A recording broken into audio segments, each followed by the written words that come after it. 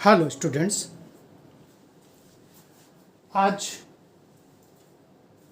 एक दूसरे टॉपिक पर हम आपके सामने वीडियो बनाने जा रहे हैं क्योंकि स्टूडेंट्स किसी भी बिजनेस में, कोई भी बिजनेस हो, अब बिजनेस का मतलब आप लोग अच्छे ढंग से समझते हैं कि एक स्टैंडर्ड कॉन्सेप्ट का बिजनेस। किसी भी बिजनेस में दो तरह की पैसे की ज़रूरत पड़ती है। हालांकि पैसा बहुत ही नैरो कॉन्सेप्ट होता है, उसको हम लोग कैपिटल के कॉन्सेप्ट में यहाँ पर आपको समझाने और बताने की कोशिश कर रहे हैं। तो दो तरह की कैपिटल की ज़रूरत पड़ती है किसी भी बिजनेस में। इवन छोटा से छोटा बिजनेस आप ले लीजिए और बड़ा बिजनेस की तो बात ही दूसरी है। उसमें एक कैपिटल होती है आपकी फिक्स्ड कैपिटल, जो कि आपके इस वाइट बोर्ड पर पूरा का पूरा लिखा हुआ है। दूसरी कैपिटल होती है आपकी वर्किंग कैपिटल। तो दोनों कैपिटल अगर हम बताने लगेंगे तो बहुत लंबा वीडियो बन जाएगा, जो आपके लिए एक थोड़ा सा बोरियत का काम होगा। तो आज इस वीडियो के माध्यम से हम आपको सिर्फ फिक्स्ड कैपिटल के बारे में आपको जानकारी देने की बहुत ही सरल शब्दों में कोशिश कर रहे हैं। फिक्स्ड कैपिटल को फिक्स्ड क्यों कहते हैं ये भी हम बता दें अभी आपको, लेकिन इसके पहले फिक्स्ड कैपिटल को, जैसा कि यहां पर व्हाइट बोर्ड पर लिखा हुआ है, फिक्स्ड कैपिटल को इन्वेस्टमेंट डिसीजन या कैपिटल बजटिंग डिसीजन के नाम से जानते हैं। जब भी हम मैनेजमेंट के स्टूडेंट के रूप में पढ़ते हैं तो फिक्स्ड कैपिटल का यूज कम होता तो फिक्स्ड कैपिटल ही उसका यूज कम होता है, या तो ये नाम यूज किया जाता है इन्वेस्टमेंट डिसीजन या कैपिटल बजटिंग डिसीजन। क्यों इन्वेस्टमेंट डिसीजन इसको कहा गया स्टूडेंट? क्योंकि ये जो आप कैपिटल लगाते हैं बिजनेस में, ये कैपिटल बहुत ही लंबे समय के लिए लगती है।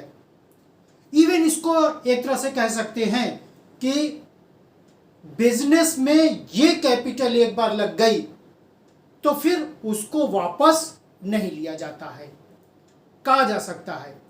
क्योंकि इसी कैपिटल के बेस पर बिजनेस अपने को एस्टेब्लिश करता है, अपने को पूरा सराउंडिंग डेवलप करता है और आगे ले जाने की कोशिश की जाती है। एक तरह से ये कैपिटल इन्वेस्ट किया जाता है बिजनेस में, बिजनेस के ओनर के द्वारा, और इसी इन्वेस्टमेंट के बेस पर पूरा का पूरा बिजनेस का स्ट्रक्चर तैयार किया जाता है बहुत ही लंबे समय के लिए। इसीलिए इस कैपिटल को यहां पर कहा गया investment decision. By the investing of this capital, business can perform it's activities in very long period या अनलिमिटेड पीरियड आप कह सकते हैं। इसीलिए इसको फिक्स्ड कैपिटल को यहां पर आपके इन्वेस्टमेंट डिसीजन कहा गया है। यहां कैपिटल नहीं कहा गया, डिसीजन। निर्णय कौन लेगा? ऑर्गेनाइजेशन का मैनेजमेंट। क्योंकि हम आप अच्छे ढंग से जानते हैं कि मैनेजमेंट में जो भी व्यक्ति बैठते हैं वो हाईली क्वालिफाइड और हाईली एक्सपीरियंस्ड व्यक्ति बैठते हैं, हमारे आप से बहुत आगे। इसलिए उनके द्वारा लिया गया डिसीजन, चूंकि वो फोरसाइटेड होते हैं, क्या होने वाला है, क्या होगा, कब होगा, कैसे होगा, इन सब का आंसर उनको आज ही पता होता है, तो वो डिसीजन निर्णय लेते हैं। इसीलिए इसको का फिक्स कैपिटल को कहा गया इन्वेस्टमेंट डिसीजन। अब इसका इंपॉर्टेंस क्या है? फिक्स्ड कैपिटल की इंपॉर्टेंस क्या है? तो सबसे पहले इंपॉर्टेंस स्टूडेंट्स इसकी आती है long term growth and effects. जैसा कि मैंने अभी आपको बताया, ये जो इन्वेस्टमेंट किया जाता है ये बहुत ही लंबे समय के लिए किया जाता है, छोटे मोटे समय के लिए नहीं किया जाता, बहुत ही लंबे समय के लिए किया जाता है, जिसको कह सकते हैं अनलिमिटेड पीरियड, यानी till the life of the business organization. तो ये बहुत लंबे समय के लिए किया जाता है, लॉन्ग टर्म ग्रोथ होता है, और इसी डिसीजन के ऊपर, कौन सा डिसीजन? Investment decision. इसी डिसीजन के ऊपर कंपनी के बिजनेस के मैनेजमेंट, कंपनी के मैनेजमेंट, ऑर्गेनाइजेशन के मैनेजमेंट बिजनेस को आगे ले जाने की पूरी कोशिश करते हैं। इसीलिए इसका इंपॉर्टेंस है लॉन्ग टर्म ग्रोथ का। नेक्स्ट आता है large amount of fund involve. Fixed capital में जो भी बिजनेस ऑर्गेनाइजेशन में फिक्स्ड नेचर की चीजें होती हैं, जैसे मशीनरीज, फर्नीचर्स, फैंस या इसी नेचर के अन्य चीजें, जिनको कि खरीदा तो जाता है बिजनेस ऑर्गेनाइजेशन में, लेकिन उनका उद्देश्य एक ही होता है, सिर्फ एक, by the utilization of these items the company will develop itself. Company will provide, organization will provide all the things according to requirement of the market। तो ये इसीलिए कहा गया large amount of funds involve, क्योंकि इनको खरीदने के लिए, इनको बिजनेस ऑर्गेनाइजेशन में लाने के लिए बहुत बड़ी अमाउंट में पैसा चाहिए। पैसा मीन्स फंड्स, क्योंकि पैसा बहुत ही नैरो कॉन्सेप्ट हो जाता है, हालांकि होता पैसा ही है, इसीलिए इसको फंड्स कहा गया, तो बहुत बड़ी अमाउंट में। नेक्स्ट आता है रिस्क इन्वॉल्व। स्टूडेंट, जैसा हम आप जानते हैं कि जितना बड़ा प्रोजेक्ट उतनी बड़ी रिस्क, जितना छोटा प्रोजेक्ट उतना छोटा रिस्क। रिस्क तो रहेगा। अब रिस्क कई तरह के होते हैं, कभी आपको हम अभी बनाना है मुझको इसका वीडियो, ये रिस्क कौन कौन तो होते हैं ये मैं आपको पूरा डिटेल अपने किसी वीडियो में दे दूंगा। तो रिस्क इन्वॉल्व होता है। आप जैसे जितने भी हमारे यहाँ पर इंटरनेशनल कंपनीज हैं, जैसे बिरला की कंपनीज, टाटा की कंपनीज, मुकेश अंबानी जी की कंपनीज, या इसी तरह की अन्य प्रेम अजीज जी की कंपनीज, जितनी भी बड़ी बड़ी कंपनियां हैं जिनमें हजारों लाखों करोड़ रुपए का इन्वेस्टमेंट हुआ है, सोचिए हम आप अगर थोड़ा सा ध्यान सोचे, छोटा सा उनका डिसीजन अगर गलत हुआ या छोटा सा मार्केट में फ्लैक्चुएशन हुआ तो उनको कितना बड़ा नुकसान हो सकता है। ये रिस्क है, ये रिस्क है, क्योंकि रिस्क क्या होता है इसका एस्टिमेशन नहीं लगाया जा सकता। जैसे अभी आप लोगों ने देखा होगा विपर्जय तूफान आया था, तूफान को रोका नहीं जा सकता। ये कहिए कि किसी टेक्नोलॉजी को लगा करके हम आप उसको रोक ले या कोई भी देश रोक ले, ये इम्पॉसिबल है। हां, वो तो आएगा ही, अपनी बर्बादी करेगा ही। उस बर्बादी से कैसे हम बचें या उस बर्बादी को कैसे हम कम करें, ये हमको पहले से डिसाइड करना है। ऐसा नहीं कि तूफान जब आ जाए तब हम डिसाइड करें, बहुत पहले से ही इसकी तैयारी हमारे यहां पर एनडीआरएफ ने, एसडीआरएफ ने, वो राज्य की सरकार ने, केंद्र की सरकार ने पूरा का पूरा अपनी व्यवस्था बना लिया था। और आपने खुद देखा है कि विपर्जय तूफान तो अपनी रफ्तार से आया, जो भी उसकी रफ्तार हुई 120 किलोमीटर 125 किलोमीटर की रफ्तार से जो भी आया, लेकिन अगर वो कहीं अरेंजमेंट न होता तो शायद नुकसान बहुत बड़ा होता, जान माल का नुकसान बहुत बड़ा होता, लेकिन नुकसान कम हुआ।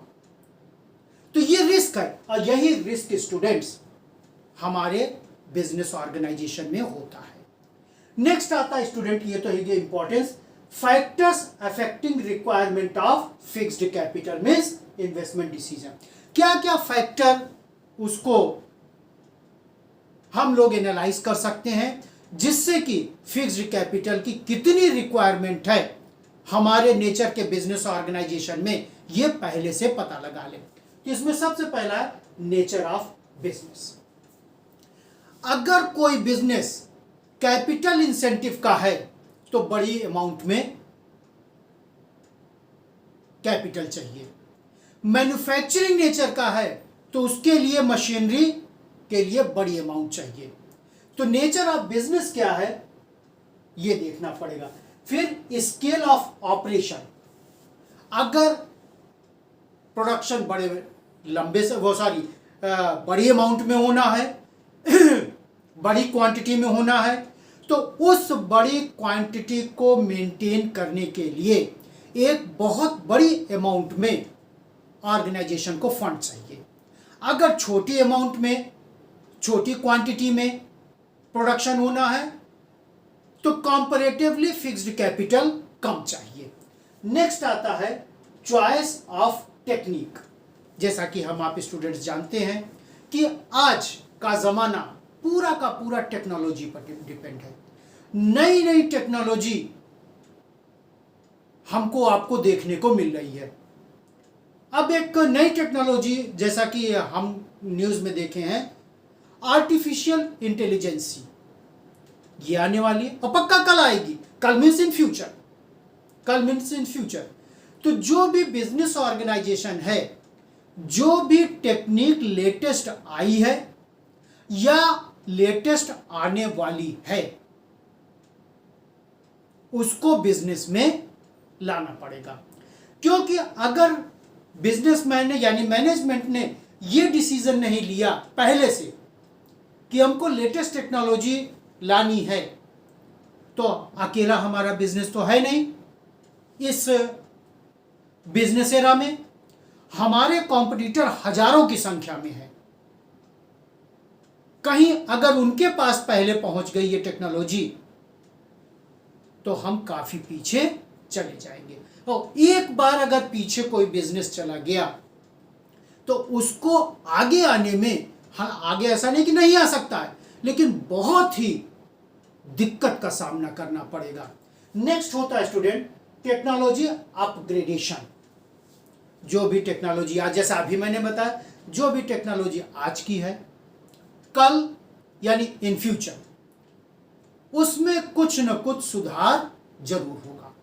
आप खुद देख रहे हैं नई नई टेक्नोलॉजी अमेंडेड रूप में, लेटेस्ट कॉन्सेप्ट के रूप में हमारे आपके सामने आ रही है। तो बिजनेस ऑर्गेनाइजेशन में भी नई नई थियरी, नए नए कॉन्सेप्ट, नए नए प्रोडक्शन टूल्स या इसी तरह के अन्य ये रोज आएंगे। इसको भी ध्यान में रखना पड़ेगा फिक्स्ड कैपिटल के डिटर्मिनेशन में। नेक्स्ट आता है ग्रोथ प्रोस्पेक्ट्स। हर बिजनेस, हर ऑर्गेनाइजेशन, हर व्यक्ति ये चाहता है कि हमारा ग्रोथ, आज हम जहां पर हैं कल मीन्स इन फ्यूचर, उससे थोड़ा एक कदम आगे हो। ये जो एक कदम आगे का कॉन्सेप्ट यानी ग्रोथ का कॉन्सेप्ट है, इसके लिए बहुत कुछ चाहिए और उसका बेस क्या होगा? आपका फंड। क्योंकि सब कुछ फंड के ऊपर ही डिपेंड होगा। अगर हमारे पास फंड नहीं है, हम चाहे जितनी अच्छी अपनी प्लानिंग बना ले, हमको शायद सफलता नहीं मिलेगी। तो ग्रोथ करने के लिए, किसी भी ऑर्गेनाइजेशन को ग्रोथ करने के लिए फंड की बहुत बड़ी जरूरत पड़ती है और ये वेल इन एडवांस हमारे पास होना चाहिए। नेक्स्ट आता है students level of collaboration. Collaboration का कॉन्सेप्ट होता है दो एक ही नेचर के ऑर्गेनाइजेशन को आपस में मिलना। अगर कोलैबोरेशन का कॉन्सेप्ट है तो फिक्स्ड कैपिटल कंपैरेटिव रूप में थोड़ा कम चाहिए। क्योंकि जब दो ऑर्गेनाइजेशन मिलेंगी तो दोनों ऑर्गेनाइजेशन को अपनी अपनी कैपिटल होगी, अपनी अपनी टेक्नोलॉजी होगी, अपने अपने कॉन्सेप्ट होंगे, अपने अपने टेक्निक्स होगी। ये सब एक दूसरे के कोलैबोरेट करेंगे और आपस में उसका डिसीजन लेंगे। इसके अलावा ये तो मेन कॉन्सेप्ट है, जैसे nature of business, scale of operation, choice of technique, technology upgradation, growth prospect, level of collaboration, ये एक कॉमन कॉन्सेप्ट है किसके लिए? Factors affecting requirement of fixed capital. Fixed capital means factor affecting of investment decision. इतने factor को तो करना ही पड़ेगा, इसके अलावा और भी है. और इंपॉर्टेंस क्या है इसका? इसमें लॉन्ग टर्म ग्रोथ और लार्ज अमाउंट लगती है और रिस्क इन्वॉल्वमेंट होता है. तो ये बहुत छोटा सा वीडियो बहुत सरल शब्दों में मैंने आपके पास भेज दिया है. किसके लिए?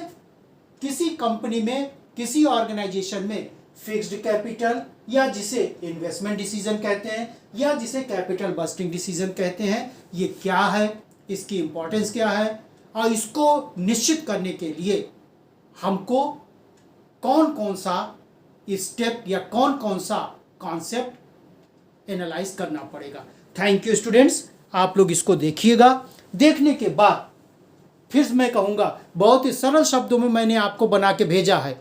ये सरल शब्द आपके पास रहेंगे और इसके बेस पर किसी भी राइटर की आप किताब देखेंगे तो आपको बहुत आसानी से समझ में आ जाएगा. Thank you students.